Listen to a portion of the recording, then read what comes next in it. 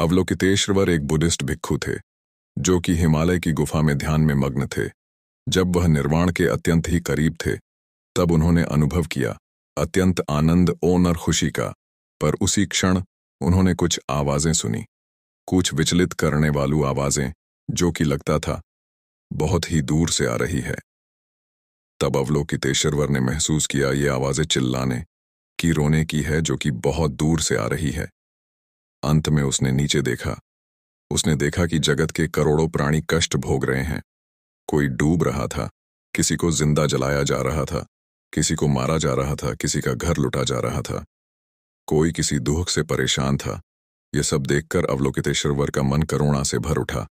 उन्होंने सोचा कि ये सब मैं कैसे रोक सकता हूँ। मेरे ध्यान का क्या फायदा अगर मैं इन्हें कष्ट से मुक्त नहीं कर सकता। उसी क्षण अवलोकितेश्वर ने प्रण किया कि मेरा सारा प्रयास प्रत्येक जीव के कष्टों के निवारण का होगा, और यद्यपि मैं एक क्षण के लिए भी इस कार्य से संकोच करूं तो मेरी काया हजारों भाव में बट जाए।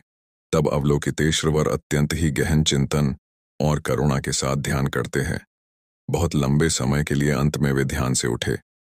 उन्होंने देखा कि संसार के सभी जीव उसी प्रकार कष्ट भोग रहे थे।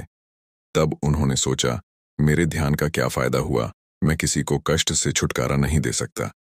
अपने सभी प्रयासों को व्यर्थ होता देख वे व्याकुल हो गए। तभी उसी क्षण उनका शरीर हजारों भाव में बट गया। करुणा से भरी उनकी काया ने एक दूसरा रूप ले लिया।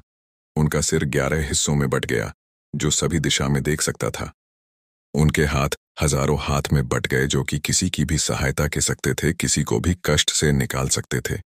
अब अवलोकितेश्वर संसार के किसी प्राणी के ऊपर अपनी करुणा कर सकते थे, पहले से अधिक प्रभावशाली ढंग से।